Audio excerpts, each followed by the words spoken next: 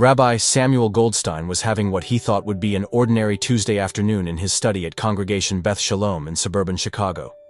At 62 years old, he had been leading the same congregation for over 30 years, and had settled into comfortable routines that gave structure to his days. He was preparing his sermon for the upcoming Sabbath when the sound of sirens pierced through his concentration. From his second-floor office window, Rabbi Goldstein watched as an ambulance raced down Maple Street, its lights flashing urgently against the gray October sky. Living near the main thoroughfare that connected their quiet suburb to the regional medical center, he had grown accustomed to the frequent sound of emergency vehicles. Usually, these sirens were just background noise in the rhythm of community life. Distant reminders of human fragility that prompted brief prayers for unknown souls in crisis. But something about this particular ambulance gave him pause. Perhaps it was the desperate speed at which it was traveling, or the way the driver seemed to be navigating through traffic with unusual urgency. Rabbi Goldstein found himself standing at the window longer than usual, watching until the vehicle disappeared around the corner toward Mercy General Hospital. The rabbi had always been sensitive to human suffering, a quality that had drawn him to pastoral ministry and made him beloved by his congregation. Even as a young rabbinical student, he had possessed an almost supernatural ability to sense when people around him were experiencing pain or crisis. His wife Sarah often joked that he had a sixth sense for knowing when someone needed comfort, frequently arriving at congregants' homes just when they were facing their darkest moments. As Rabbi Goldstein returned to his sermon preparation, he couldn't shake the feeling that the ambulance he had just witnessed was carrying someone who would need more than medical intervention. The thought stayed with him as he worked, creating a persistent sense of unease that he couldn't quite explain or dismiss. Little did he know that his instinct was correct, and that his response to that feeling would soon touch thousands of lives across the country. Chapter 2. The Pull of Compassion. Unable to concentrate on his sermon, Rabbi Goldstein found himself repeatedly glancing toward the window, as if expecting to see something that would explain his persistent anxiety. After an hour of ineffective work, he made a decision that would have seemed irrational to most people, but felt entirely natural to someone who had spent decades following his moral instincts. He closed his sermon notes, grabbed his coat, and decided to drive to Mercy General Hospital. Rabbi Goldstein couldn't explain exactly why he felt compelled to go. He didn't know if anyone from his congregation was involved, and he had no specific information about the emergency he had witnessed. He simply felt an overwhelming need to be present in case someone needed comfort. The drive to the hospital took 15 minutes through familiar suburban streets lined with modest homes and small businesses. Rabbi Goldstein had made this journey countless times over the years, visiting congregants who were ill, comforting families during medical crises, and providing spiritual support during some of the most vulnerable moments in people's lives. But this trip felt different, more urgent and purposeful, despite its apparent randomness. When he arrived at Mercy General, Rabbi Goldstein parked in the visitor lot and walked toward the emergency department entrance. The hospital was busy with the typical afternoon flow of patients and families, but nothing seemed particularly chaotic or unusual. For a moment he wondered if his instinct had been wrong, if he had made an unnecessary trip based on nothing more than an overactive imagination. As he approached the reception desk to ask if there were any patients who might benefit from pastoral care, Rabbi Goldstein heard a sound that stopped him in his tracks, the unmistakable wailing of a parent in anguish. The sound was coming from somewhere deeper in the emergency department, and it carried a level of grief that only comes from the most devastating kind of loss. Without hesitation, Rabbi Goldstein approached the reception desk and identified himself as a local clergy member, asking if there was a family that might benefit from spiritual support. The nurse, recognizing the genuine compassion in his voice, quietly directed him toward a private waiting room where a family was receiving difficult news. Chapter 3. The Grieving Family. The private waiting room contained a scene of absolute devastation.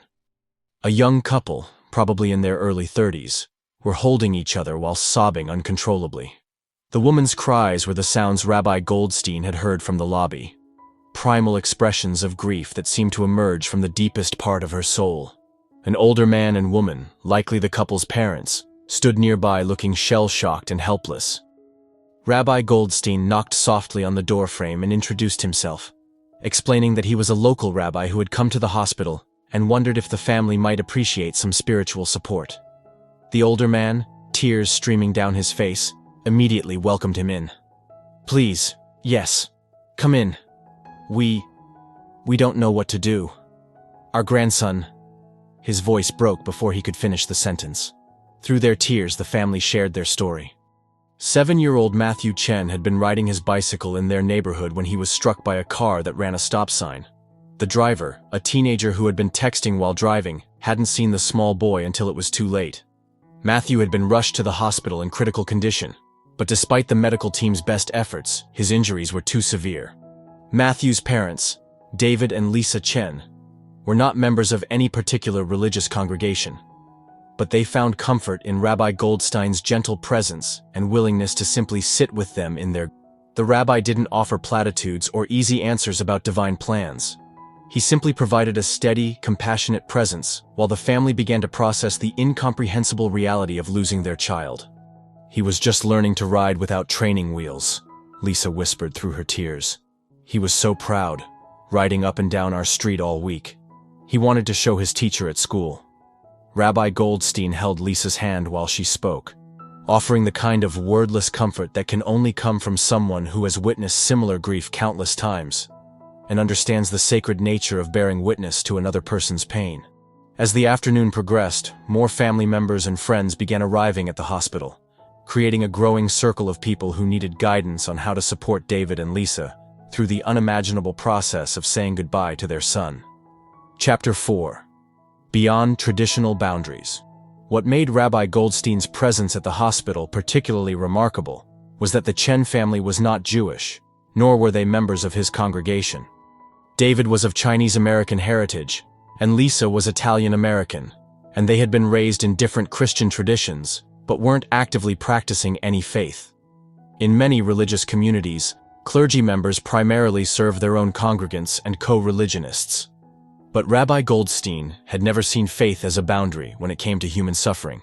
Throughout his 30-year ministry, he had provided comfort to people of all backgrounds, believing that compassion transcended religious labels and that spiritual care was a universal human need during times of crisis. As the evening wore on, Rabbi Goldstein found himself coordinating with the hospital's chaplain service, helping to arrange grief counseling resources, and even assisting with practical matters like helping the family notify Matthew's school and arrange for friends to care for their pets while they dealt with immediate arrangements. When David's parents arrived from California, Rabbi Goldstein was there to greet them and help them understand what had happened. When Lisa's siblings drove down from Milwaukee, he helped coordinate their arrival and made sure they had information about local accommodations. His presence had evolved from spiritual support to practical assistance, demonstrating a holistic approach to caring for people in crisis. Late that evening, as the family prepared to leave the hospital and begin planning Matthew's funeral, David approached Rabbi Goldstein with a question that revealed the depth of his gratitude. "Rabbi, we don't know how to thank you for being here today. You didn't know us. You didn't have any obligation to help us, but you stayed with us through the worst day of our lives. Would you be willing to help us with Matthew's funeral? We don't have a pastor or a church, and we trust you." Rabbi Goldstein agreed immediately, understanding that his role in the Chen family's healing was just beginning. But what he couldn't have anticipated was how his simple act of compassion was about to reach far beyond the walls of Mercy General Hospital. Chapter 5. The Ripple Effect. Unknown to Rabbi Goldstein, David's sister Maria was a social media manager for a nonprofit organization, and she had been documenting the family's experience throughout the day as a way of processing her own grief and keeping distant relatives informed about Matthew's condition. Her posts had included photos and updates about the mysterious rabbi who had appeared at the hospital and stayed with their family for over 8 hours. Maria's final post of the day told the story of Rabbi Goldstein's unexpected presence and extraordinary compassion. "Today we lost our beautiful nephew Matthew in a terrible accident. But in our darkest hour, this incredible rabbi appeared at the hospital like an angel. He didn't know us, we're not Jewish, we're not even religious, but he stayed with our family all day, holding our hands, helping us navigate this nightmare, and showing us what real love looks like. His name is Rabbi Samuel Goldstein, and he restored my faith in humanity today." The post was shared by Maria's friends, who were moved by the story of interfaith compassion during tragedy. From there, it spread to their friends, then to local community groups, and eventually to national interfaith organizations who saw Rabbi Goldstein's actions as an example of religion at its best: focused on service rather than doctrine, love rather than boundaries. Within 48 hours, Maria's post had been shared over 10,000 times, with comments pouring in from people across the country who were touched by the story of a rabbi who had followed his instincts to provide comfort to a grieving family. Local news outlets began calling the synagogue, asking for interviews with Rabbi Goldstein about his interfaith outreach and community involvement. But Rabbi Goldstein was focused entirely on helping the Chen family prepare for Matthew's funeral, unaware that his actions had captured the attention of thousands of strangers who were inspired by his example of compassion without conditions. The story was particularly resonant in an era when religious differences often seemed to divide communities, rather than unite them. Rabbi Goldstein's willingness to cross faith boundaries to provide comfort represented the kind of practical spirituality that many people yearned to see from religious leaders. Chapter 6. Planning a Celebration of Life. Matthew's funeral presented unique challenges, as the Chen family wanted a service that would honor their son's memory, while respecting their diverse religious backgrounds and secular outlook. Rabbi Goldstein worked with them to create a ceremony that focused on Matthew's life, his love of bicycles and baseball, and the joy he had brought to everyone who knew him, rather than imposing Jewish traditions or seeking to convert the family to his faith. Rabbi Goldstein drew from universal themes of love, memory, and hope that could speak to people regardless of their religious background. He incorporated readings from different wisdom traditions, invited family members to share stories about Matthew, and created space for the many different ways that people express grief and celebrate life. The funeral was held at a neutral venue, the community center where Matthew had attended summer camp, rather than at a church or synagogue. Rabbi Goldstein collaborated with the family to choose music that Matthew had loved, including songs from his favorite animated movies, and arranged for displays of his artwork and photographs that captured his personality and interests. What emerged was a service that felt authentically reflective of Matthew's life and his family's values, rather than an imposition of religious structures that didn't resonate with their experience. Rabbi Goldstein's approach demonstrated how spiritual leadership could be about facilitating healing and meaning-making rather than promoting specific theological positions. The funeral was attended by over 300 people, classmates from Matthew's school, neighbors from the Chen family's community, David and Lisa's co-workers, and many people who had been touched by the story of Rabbi Goldstein's compassion. Local religious leaders from different faith traditions also attended, recognizing the service as an example of interfaith cooperation at its most meaningful level. During his remarks, Rabbi Goldstein spoke about Matthew's love of learning and his excitement about riding his bicycle. But he also addressed the broader questions that everyone was struggling with about how to make sense of such a senseless tragedy. Chapter 7. Media Attention and Unexpected Fame. Following Matthew's funeral, media attention around Rabbi Goldstein's story intensified dramatically. The original social media post had been picked up by major news outlets, and producers from television shows were reaching out to arrange interviews. The story had struck a chord with people who were hungry for examples of religious leadership focused on service rather than politics or doctrine. Rabbi Goldstein was initially uncomfortable with the attention, feeling that he had simply done what any compassionate person would do in the same situation. He worried that the media focus would distract from the Chen family's grief, or somehow exploit their tragedy for feel-good content that missed the deeper significance of their loss. But as interview requests continued to pour in, Rabbi Goldstein began to understand that his story was resonating with people for reasons that went beyond simple admiration for his kindness. In an era of increasing religious polarization and interfaith tension, his actions represented a different model of what faith leadership could look like. A producer from a national morning show explained why they wanted to feature his story. "Rabbi, people are tired of hearing about religious leaders who divide communities or promote hatred. Your story shows what religion looks like when it's focused on love and service. That's a message people need to hear right now." After discussing the opportunity with Sarah and with the Chen family, Rabbi Goldstein agreed to a limited number of interviews, with the understanding that he would use the platform to talk about interfaith cooperation, the importance of community support during crises, and the universal human need for compassion during times of suffering. His television appearances were notable for their humility and focus on the Chen family, rather than on his own actions. Rabbi Goldstein consistently redirected attention back to Matthew's memory and the importance of supporting grieving families, regardless of their religious background. The interviews also led to invitations to speak at interfaith conferences, university campuses, and religious leadership seminars, as people sought to understand how his approach to ministry could be replicated in other communities. Chapter 8. The Chen family's journey. As the weeks passed, Rabbi Goldstein maintained his relationship with the Chen family, providing ongoing support as they navigated the complex process of grief, while dealing with legal proceedings related to the accident. The teenager who had struck Matthew was facing charges related to distracted driving, creating additional emotional complexity for David and Lisa as they struggled with questions of justice, forgiveness, and healing. Rabbi Goldstein helped facilitate conversations between the Chen family and victim advocates, ensuring that they had support for the legal aspects of their situation, while also providing spiritual guidance as they wrestled with their feelings toward the young driver who had killed their son. These ongoing conversations revealed the depth of Rabbi Goldstein's commitment to the family. His involvement hadn't been a one-time act of kindness, but the beginning of a lasting relationship that would support them through the long process of learning to live with their loss.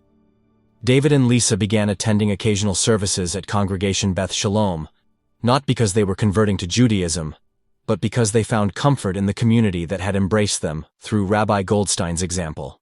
The synagogue members had adopted the Chen family as honorary members, providing meals, childcare for Lisa's sister's children, and practical support during difficult times. The relationship also transformed Rabbi Goldstein's own understanding of ministry and community. The Chen family's presence at synagogue events brought new perspectives and experiences that enriched the congregation's discussions about faith, service, and the meaning of community. Their friendship challenged assumptions about religious boundaries and demonstrated how deep spiritual connections could form across traditional dividing lines. Matthew's memory was honored through a memorial scholarship at his elementary school, funded by donations from Rabbi Goldstein's synagogue and from strangers who had been moved by the family's story. The scholarship would support students who demonstrated Matthew's love of learning and his kindness to others. Chapter 9. A New Model of Ministry. The national attention around Rabbi Goldstein's story led to invitations from religious organizations across the country who wanted to understand how to implement similar approaches to community ministry. Seminary professors asked him to speak with their students about practical theology and interfaith relations. Social work programs invited him to discuss the intersection of spiritual care and crisis intervention. During these speaking engagements, Rabbi Goldstein emphasized that his actions weren't exceptional or heroic. They were simply the natural expression of basic human compassion, guided by spiritual principles that existed in all wisdom traditions. He challenged audiences to consider how their own faith communities could become more responsive to suffering in their broader communities, regardless of religious affiliation. His message resonated particularly strongly with younger religious leaders, who were seeking ways to make their ministries relevant to increasingly diverse and secular communities. Rabbi Goldstein's example showed how spiritual leadership could be both deeply rooted in specific traditions and broadly accessible to people of all backgrounds. The story also sparked conversations in interfaith organizations about practical cooperation, rather than just theological dialogue. Rabbi Goldstein's relationship with the Chen family demonstrated how interfaith relationships could be built through shared service and mutual support, rather than through formal programs or institutional partnerships. Religious studies scholars began using Rabbi Goldstein's story as a case study in courses about contemporary religious leadership, practical theology, and the role of faith communities in pluralistic societies. His approach was analyzed as an example of what some academics called post-denominational spirituality, faith expression that maintained strong roots while transcending traditional boundaries. The attention also led to increased interest in Congregation Beth Shalom from people who were attracted to Rabbi Goldstein's inclusive approach to ministry. The synagogue experienced growth in membership and in participation from interfaith families and individuals who were seeking spiritual community without rigid doctrinal requirements. Chapter 10. Lasting Impact. 6 months after Matthew's death, the impact of Rabbi Goldstein's initial act of compassion continued to expand in ways that no one could have predicted. The story had inspired similar acts of interfaith support in communities across the country, with religious leaders making deliberate efforts to reach beyond their usual constituencies to provide comfort and assistance during times of crisis. A pastor in Texas had begun visiting the local children's hospital every week, offering support to families regardless of their religious background. A Muslim imam in Detroit had started a program providing practical assistance to recently bereaved families, regardless of their faith tradition. A Buddhist monk in California had begun serving as a grief counselor for families facing sudden loss, drawing from contemplative traditions to offer comfort without imposing specific belief. These initiatives were often directly inspired by Rabbi Goldstein's example, as religious leaders sought to implement similar approaches to community ministry in their own contexts. A network of interfaith crisis responders had even formed, sharing resources and strategies for providing spiritual care during emergencies and tragedies. The Chen family had also become advocates for interfaith cooperation and understanding, speaking at events about how Rabbi Goldstein's compassion had helped them through their darkest period. David had returned to work, but had also begun volunteering with organizations that support families affected by traffic accidents, using his experience to help others navigate similar tragedies. Lisa had started a blog about grief and healing that attracted readers from around the world, many of whom shared their own stories of unexpected kindness during times of loss. Her writing often featured reflections on how Rabbi Goldstein's presence had taught her about the power of showing up for others without expecting anything in return. The memorial scholarship in Matthew's name had grown into a broader program supporting students who demonstrated both academic potential and commitment to community service, embodying the values that Rabbi Goldstein had modeled through his response to their family's crisis. Most significantly, Rabbi Goldstein's story had become a symbol of what religious leadership could look like when focused on service rather than doctrine, inclusion rather than exclusion, and love rather than judgment. Chapter 11. The Continuing Journey. 2 years after that ordinary Tuesday when Rabbi Goldstein had seen an ambulance pass by his window, the ripple effects of his decision to follow his instincts continued to spread through communities across the country. What had begun as a simple act of compassion had evolved into a movement demonstrating how individual choices to respond to suffering could transform entire communities. Rabbi Goldstein had written a book about his experience, not as a self-promotional effort, but as a way to share practical strategies for interfaith ministry and community crisis response. The book, titled Showing Up, A Rabbi's Guide to Compassion Without Boundaries, had become required reading in seminary courses and interfaith leadership programs. The Chen family remained close to Rabbi Goldstein and Congregation Beth Shalom, celebrating holidays and milestones together while maintaining their own spiritual journey.